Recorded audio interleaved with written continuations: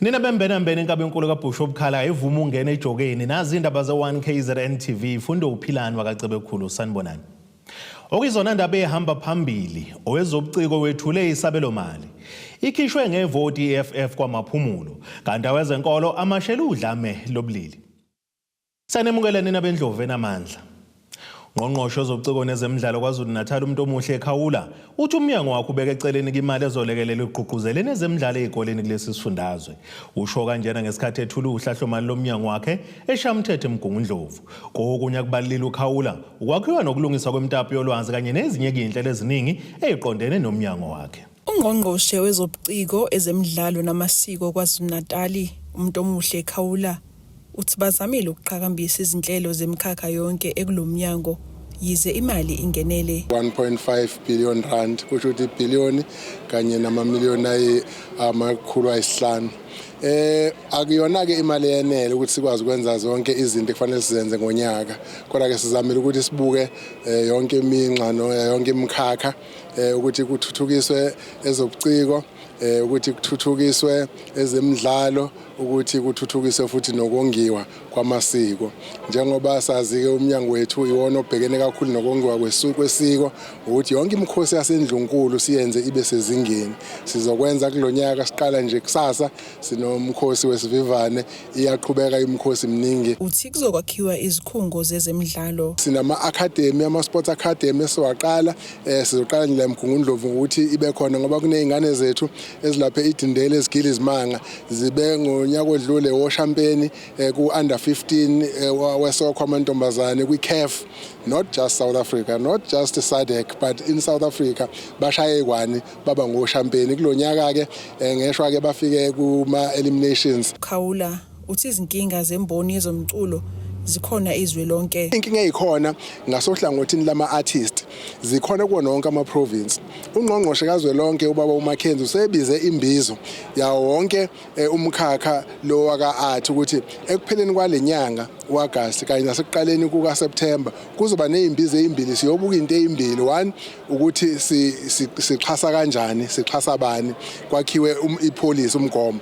Two kukhulunywa ke nange funding itself ukuthi imali iqhamukaphi. Usomlomo eShamthetho sesifundazwe KwaZulu-Natal uNontembeko Boys wethule uhlahlomali lwakhe olubalelwa kwimali engaphezulu kwa700 million randi. Administration 236.4 million, parliamentary business 449.8 million, members remuneration 95.8 million, and then you get the total of 782.1 million.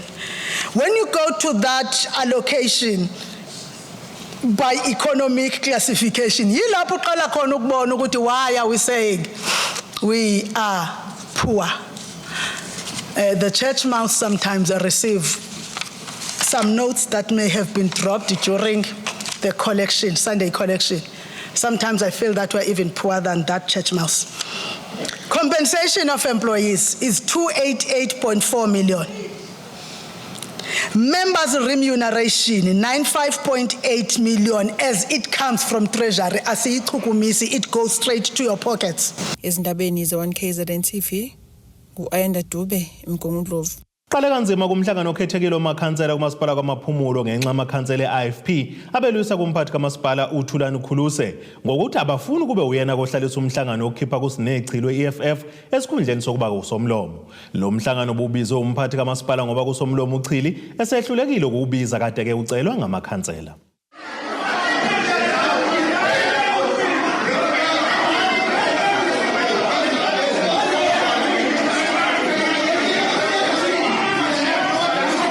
Ihibe lomhlangano eyispecial kumasipala wakamaphumulo njengoba amakhansela eIFP abekholelwa ukuthi uhlaliswa ngendlela engekho emthethweni futhi nezinto ezenzakalayo akulandele imigudu yafanele. Kulomhlangano kumenyezelwe ukusula kaloyo bekade usekela meya uShange kwase ukuthi namhlanje waphinde wakhethwa waba ngusomlomo. Umphathi olomasipala uthi konke bekwenzeka namhlanje kulandelwa imigudu. Kube khona umsindo omkhulu kakhulu. Sicabanga nje ukuthi mhlawumbe it's either kungaqondi kahle ama rules noma nje bekukwenza ngezibomu, kodwa ke ama rules are clear mntanami. Ama rules athi if a majority of councillors request for a meeting from the Speaker, then the Speaker is obliged to call that meeting. Ama-rules aqhubeke futhi at if the Speaker doesn't call that meeting, then the municipal manager must call it. Lona kobula ubusubizwe yimina ke manje. All right? And ama-rules ebesethi ke if the municipal manager calls that meeting, then at the meeting akukhethwe ke uSpeaker wesikhashana. And that is what happened here. And we ran with the meeting. Sikhuluma nosomlomo omusha kuwona lo masipala uchaze kabanzi ngezinto nezimisebenzi nemqathango yenziwa usomlomo. Umsebenzi kasomlomo umsebenzi omningi, umsebenzi onokwenza nomphakathi, umsebenzi onokwenza nezinto ze public participation, umsebenzi wama ward committees, gcina image yomkhandlu i-right, futhi umsebenzi wokuthi council nama committee angaphansi kwe council ahlale ene functionality ekahle. So ngamanye amazwi umsebenzi omningana, umsebenzi oxhumanisa umasipala ngaphandle nje kwabahlali bakaMaphumulo, kodwa image yomkhandlu wonke umuntu osuke ufuna ukungena ikakhulukazi kamasipala kufanele angene ngalo ihhovisi likasomlomo. Amakhansela AFP abaxoshile bezindaba ngesikhathi befika kulomhlangano emva kwedubedube zomsindo ngesikhathi sifuna ukuphuca umphathi kamasipala uKhulose umbhobho wokuphatha umhlangano, kanti uChili we-EFF naye uhlulekile ukwenza ithuba lokuzokhuluma nabezindaba ngoba emva komhlangano bawudubile bekanye namakhansela eAFP. Kanti kulindeleke ukuthi isikhala sikasekela meya kulo masipala sivale ngasekupheleni kwalenyanga. uTebogo Sibisi wezindaba ze1KZN TV uChannel 261 ngikwaMaphumulo. Inhlangano umkhuleko wesililo kuyinhlanganisela yamabandla ezenkolo ahlukene baholeka imashi nokuthula ebisuke ePark ngaserenki yamabhasi eMpangeni enyakatho KwaZulu-Natal ilibhekisa ke enkantolo kwaMantshi khona eMpangeni. Lokho ngumgqugquzelo lemashi uMphostoli uBongi Thusi uthi inhloso yale mashi ukudlulisa umyalezo ukuthi sekwanele ngokuhlukunyezwa kanye nokubulawa kwabantu besifazane nezingane, futhi bayafisa ukuthi umthetho ubancishe ibhayili abantu abasuke behlukumeza noma bebulala abantu besifazane nezingane. Inhlangano umkhuleko wesililo usomlomo masipala King Cetshwayo abezenkolo ngokwehlukana ubuholi bomphakathi babe nemashe nokuthula elisana nesihlaba seGBV kanye nokubulawa kwabesifazane nezingane. Le mashi eqale ePark ngaserenki yamabhasi eMpangeni idonse yanqamula idolobha yaze yayophelela enkantolo kaMantshi khona eMpangeni. Ongumgqugquzeli wayo uMphostoli Bongi Thusi uthi ke igqugquzelo ukubona izigameko zohlaba seGBV zikhula usuku nosuku. Ngale mashi bafuna umthetho uqine kwabenzi bobubi. Sithe uma sibheka sibuka isimo esibhekene naso in our country and in our city as uMhlathuze sabona ukuthi sisenkingeni ngoba le inyanga yabantu besifazane la kufanele ngabe si celebrate khona impilo yomuntu wesifazane, kufanele ngabe siyajekula siyajabula, kodwa siyithola sikhala inyembezi, siyithola singcwaba umuntu wesifazane, singcwaba ingane yomuntu wesifazane usuku nosuku, sithola imbiko yomuntu wesifazane ontshontshiwe, sithola imbiko yomuntu wesifazane oshonile noma obulewe ngesihluku esimangalisayo. Siyasahlangana ke singabantu besifazane abaqhamuka ngisho kuyinhlangano ngeinhlangano ezihlukene sase sithi sekwane. Kanti lokho nguhlalo weforum yabesifazane esifundeni King Cetshwayo uZandile Mashazi uthi ke sebenquma ukuthi kube yinhlangano behambele wonke amawadi ngokwehlukana belalele izinkinga zabantu zisukunyele kusenesikhathi. Igxathe esithathe la eMhlathuze elokuthi kuhlanganwe sihambe onke amawadi kuhlangana ukuthola inkinga zabantu zihlanganiswe ndawonye zisukunyelwe zingazibe seviye ngoba okunye kuqala kusenesikhathi eside engabe kwanqandwa mhlawumbe lapho kwaqatshenwe ekhaya engabe siyafika thina siyakhuluma abantu bayabuyisana, kodwa sithathe leso sinqumo njengamanje ukuthi letha stand up sibone ukuthi abantu balekelelwa ngani. Namadoda asho ngazilinye athi kuyawahambisana nomkhubo owenziwa ngabanye abahlukumezayo bese bezibiza ngamadoda bathi lokho abakwenzayo kudicelela isithunzi sabo phansi. Izingane lezi ezibulawayo zingane zethu, amakhosikazi labulawayo amakhosikazi ethu. Sisizwe lento asiyazi thina ukuthi yavelaphi, ukuthi ingane bese ifakwa nje isikela, abantu besifazane bafakwa amasikela babulawe nje njengoba usuku futha impukane ngedumo. Kuyihlazo kuyona yonke nje indoda ke NanjengomZulu ke wonke amadoda kwaZulu kuyasiphoxa lokho. Le mashi ke ibihlonishwe nawo somlomo masipala wesifunda King Mcetshwayo uSiphesihle Mkhwanazi ekhuluma ke nabezindaba Mkhwanazi uthi imkhankaso namamashi ewodwa akwanele kodwa komthetho kunendima okumele uyidlala ukuqinisekisa ukuthi izigilamkhuba zithola isijezi sesifanele. Amamashi ngokwamamashi akwanele. Siyayidinga ijustice emaphoyiseni ukuthi umthetho awuthathe indawo yawo. Umuntu meboshwa angingabi ukuthi uyaboshwa useyothola ibail. Ngikhathi umnikeza ibail uyaphuma uza ngaphandle yokwenza okunye. Uyokwenza okuwesi ke mhlambe kwalokho ebekwenzile. Umthetho akube wona uthatha indawo yokuthi umuntu akagwetshwe makungukuthi makagwetshwe. Makungukuthi makwenzakaleni ngoba uma ngabe silokhu sithi abantu siyababopha baya kuma trial kungekho umuntu okwenzeka ngayo isibonelo ngeke kuze kuphele lokho. Amamasha wanele siyawucela umthetho uthathe indawo yawo. Lezi izindaba zo1 KZN TV ngingusamkeliswe Nqulunga ngisempangeni. Ake seyitolo nene besilo siyabuya.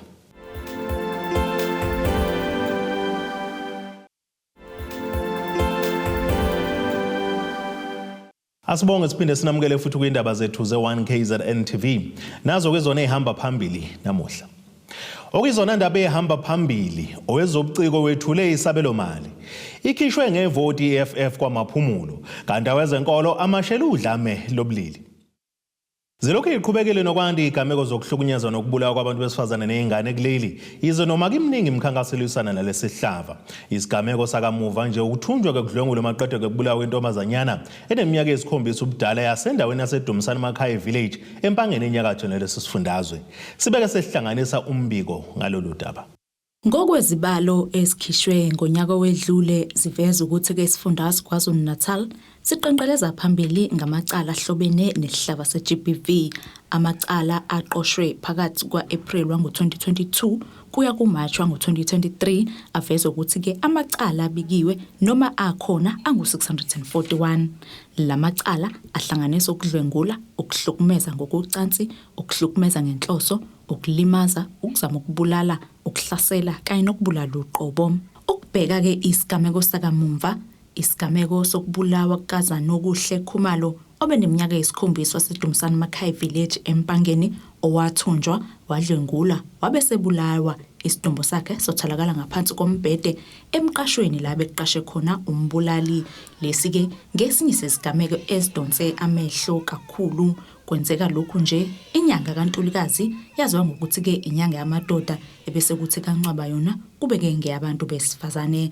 Lezi zigameko ke zigxeke kakhulu isihlaka ezahlukene zomphakathi. Isahloko lesike msazi esibe kakhulu nesithanda ukwanda manje ngoba kule term njengenile sakhumbula ukuthi iqala term lapha eBomvini khona eNgulezane kwaduka ingane shothaza ishonile nalapha ke futhi kuyenzeka manje ke isimo lesi umuntu ufuna sikhuze ngoba azihleneze ukuba kwenza ifana lezi ukuba kuhlukumeze izingane nabantu abadala kanye besifazane phela kabi nje ukuza ukuthi abantu besilisa uyangukuya babazilwane sanda kuze nje umbiko othulwe uGeneral Mkhwanazi ukuthi abantu besilisa aboshiwe awu 60,000 ngakubugebengu. Siyakhuza ukuthi ayi lento ayinhleneze emphakathini. Uvela ungasazi nanokuthi kufanele ukuthi indodani noma mhlasimpe umuntu wesilisa baphela kuhlukene mfowethu indoda nomuntu wesilisa into esihlale sisho njalo leli ichilo eliphindwe ka1000 ngeke ngisho noma ngingathini ichilo nje lelo siyababaza kakhulu bese sicela ukuthi ke umthetho iwona ongadlala indima yawo ngendlela ongadlala ngayo ngoba khona ezinye izinto oyibona ukuthi noma sifisa ukuyibhula siyayibhula siyababaza siyakhuluma sithi madoda hlalani phansi into ingaze ifinyelele ezingeni lokuthi omunye umuntu uthola ukuthi ekhanda kukhona izinto ezimgqilazile ekhanda akafuni ukuyikhuluma izinto ezenze inhlekelele yenkebenkebe engaka eyitshela ukuthi mhlasimpe lenkinga emphethe izodlula kanti ueda inkinga ezinkulu kakhulu njengamanje usenkingeni ke njengamanje. Inhlangano yabesifazane iWomen's Forum eKing Cetshwayo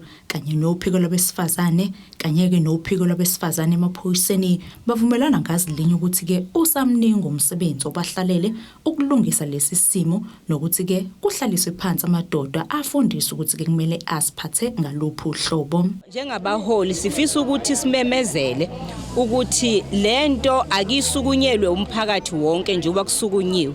Futhi siyafisa ukuthi ke kube neingxoxo ama-dialogue la sizoke sikhulume khona.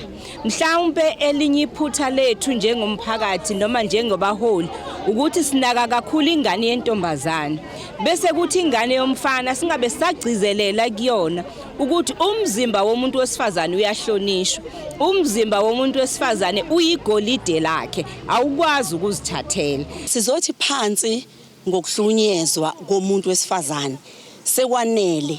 Ingane zethu ziyadlengulwa, ziyabulawa. Lenyanga le inyanga yabantu besifazane. Fana besihlangana kanje thina sizojabula, siyadansa, nje sishayo bringe nje kodwa lutho still siyakhala. Futhi ngathi kuAugust ngathi kuphezulu kakhulu izinga lokubulawa abantu besifazane. Sizothi ke umuntu wesifazane wherever you are ungathuli. Umuntu wesifazane wherever you are ungathuli, ungahlukumezeki. Siyacela ukuthi ena kume lokubulawa abantu besifazane sekwenele. Siyazama siyabopha amajele agcwala manje. You know, ukubopha is not going to be solution. Eke sihlale phansi, eke sicubungule le ndaba ukuthi kwenzakaleni esizweni sethu. Bomama bami ngiyabonga ukuthi kugcwele omama kakhulu. Ngiyafisa ukufaka inselelo komama ke ngibuza bomama bami kwenzakalani sikhona. Singomama. Yini lento eyenzakala usuku nosuku sikhona. Siyinzala abantu sikhona. Laba ke babese benxusa abezenkolo ukuba basukume basikhulekele lesihlava nomthetho nawo udlale indima yawo. Ngiyacela nje ukuthi nabefundisi nazo zonke nje inhlaka zobuholi zibambisane ekutheni ake silwe nalesi sifo ngoba isifo esihlasela umphakathi wakithi ngoba umphakathi fanele sibe nothando umphakathi fanele sikwazi ukunakekela kodwa mase singasakwazi ukunakekela kusho ukuthi bazonakekelwa ubani laba bantu and abantu besilisa noma obaba noma obhuti noma amadodana kufanele kube yiwona avikela umphakathi ikakhulu abantu besifazane. Sibe sesiphinda siba nengxoxo noShannon Mdletshe oyishoshovi esaziwayo endaweni yaseMzingazi. UMdletshe ngo-2017 wathatha isinqumo sokuthi aqale ikhaya lesikhashana salabo abayizisulu zokuhlukunyezwa ngenxa yokubona ke izimo abaphila ngaphansi kwazo uma besabhekene nalezi inkinga. The reason behind me starting the center was I am still working at the Richards Bay Police Station, even though I am not there. But it all started because of the Richards Bay Police Station. It's very, very important that a police station should have an abuse center that's connected with the station, because whenever abuse victims go to the station and report rape or domestic cases, our police don't have somewhere to put the abuse victims. And that is how I came up with this abuse center, because I was working in the trauma room for close to 20 years. And I've seen how the police struggle. So maybe with me building this abuse center for the Richards Bay Police Station, it will also give the government an idea that they should have an abuse center that is for the stations. Each station, it's not enough that they're putting a social worker in the station to talk to the victims. The victims, where will they go and stay while they're trying to sort out the problem with the abuser? So that is one of the reasons. And having had experience working with this for 20 years at the Richards Bay Police Station, that is how I came up with this abuse center away from the station. Yizeke noma singakaphothula ukwakhiwa ngenxa yokwesela izimali, kodwa kuma siphothulwe kulindele ukuthi ke singenani sibeke namagumbi ayishakalombili esizokwazi ukuthi ke kulale khona abantu abazisulu zokuhlukunyezwa. At the moment, the center has 8 bedrooms. 3 bathrooms, laundry, kitchen and lounge, and 2 offices and a reception. at the moment. So right now, I cannot really say what will happen in the future. We do wish, as we go along, the corporates come on board. Maybe we can do some needlework, sewing, something just to keep them occupied. But I think the most will be counseling and finding out from the victim what is it that they want to do, you know, depending on how bad the situation is. We will take it as it comes along, you know, how long they're going to stay here.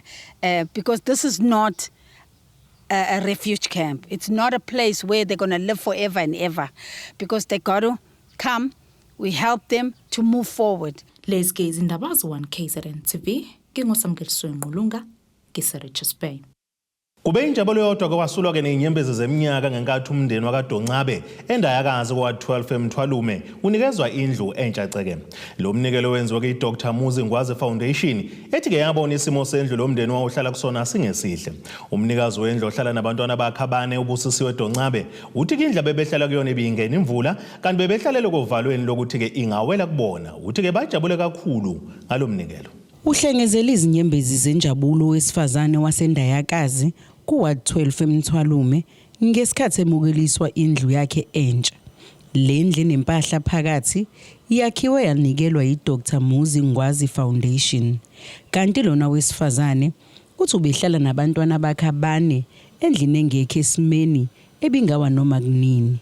Kanti uma kunezimvula amanzi bengena egcwala indlu.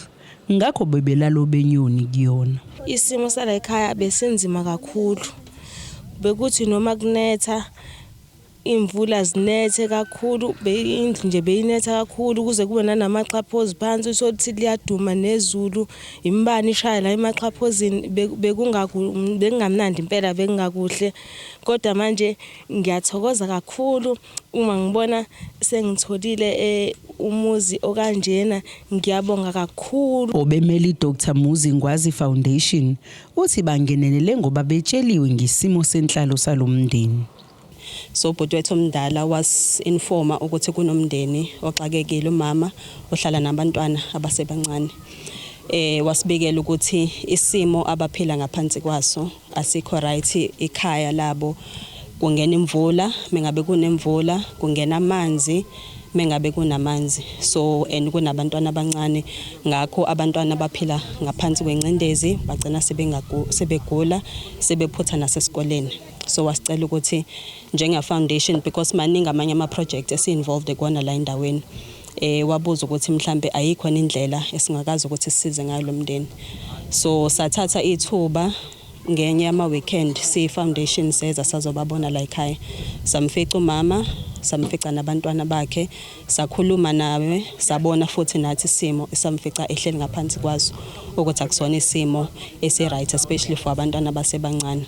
Umnikazi wendlu uthi ubonga iDr Muzi Ngwazi Foundation kanye nabafaka isandla kumlekeleleni athole lendlu. Ngicela uNkulunkulu ukuthi angiphe ngisho amandla ukuthi ngikwazi ukwakha, ngoba ngisho itohwa livumi kumina, kodwa uNkulunkulu shuthi besangihlelela ubona ukuthi fanele kuvele kanjani. Ngiyabonga, ngibonge nalabo abangiphakamisayo ehholo ukuthi nginesimo esikanjena. Ngiphinde ngizobonga umndeni wakangwazi. Ngiswela amazwi okubonga indlela engilentuzeke ngimangele ngayo. Ngimangale kakhulu, bengingakulindele lokho.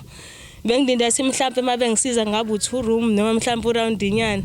uDr Ndlovu Ngwazi uthi le foundation imningi imisebenzi eyenzayo kulomphakathi njengoba nabo bedabuka eMthwalume. Senza ama projects amaningi khona la endaweni, so si involved especially ikole, ma primary schools. We buy school shoes, school stationery, school uniform for kids, for abantwana abahluphekile. Okwesibili mengabe ku Christmas si selecta imndeni, ngonyaka odlule senzele imndeni u70. Sithengele imndeni igrosa ka Christmas ukuze abantu nabo ngisho ukuthi baxakeke kangakanani kodwa bayakwazi ukuthi babe no Christmas omuhle. Lombiko beniwethule lo Zamando Sicele wezindaba ze1 KZN TV ngisemthwalume. Ake siphinde futhi sithi ishelele edolweni nebesilo sobuye sibuye nezinye zindaba.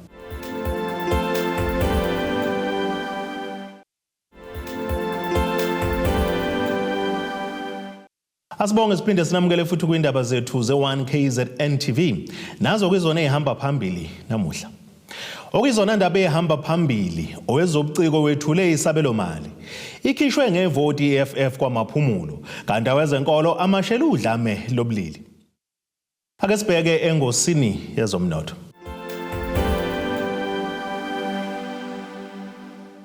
Iranda kuleli ngu-17.96 kwidola laseMelika libe ngu-19.74 kwi-euro yase-Europe libe ngu-23.14 kupondo waseBrithani. Intengo yegolide yona ingu-$2,462 6 cents i-ounce ukuthi intengo elongahluziwe yona ibe ngu-$81 4 cents umphongolo.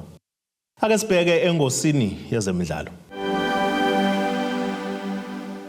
Umqeqeshi wezikamagebhula i-Orlando Pirates uJose Rivero ngaconsi phansi kubalandeli baleli qembu ngenxa kwenza kahle kwalo kesolokhu afika uzothola kesivivinyo kule mpelasonto. Lo mqeqeshi uzakhela ugazi kubalandeli baleli qembu ngesizini ka-2022-23 uphakamise indebe ye-MTN 80 ne-Nedbank Cup. Wenze kokufanayo ngesizini ka-2023 no-2024. Ekuqaleni kwenyanga uRivero ukhulisa ithemba lenyeke indebe ngokwehlula uSuperSport United kokuhlungela kuye kwawandelelwa amanqamu omqhudelwano ye-MTN 80. Ngesonto ke lo mqeqeshi mnyama unenselelo ehlukile yokuqinisekisa ukuthi ezikamagebhula yahamba ke ibanga elide kumqhudelwano we-Champions League. iPirates izotholana phezulu ke kusipha ukudaka neDisciples FC yaseMadagascar emidlalweni wesigaba ke sokuqala sokuhlungela ukungena kwesamaqoqo ozokuba ke kuhambeni ngehora lokuqala emini. Ake sibheke naso isimo sezulu esingalindeleka.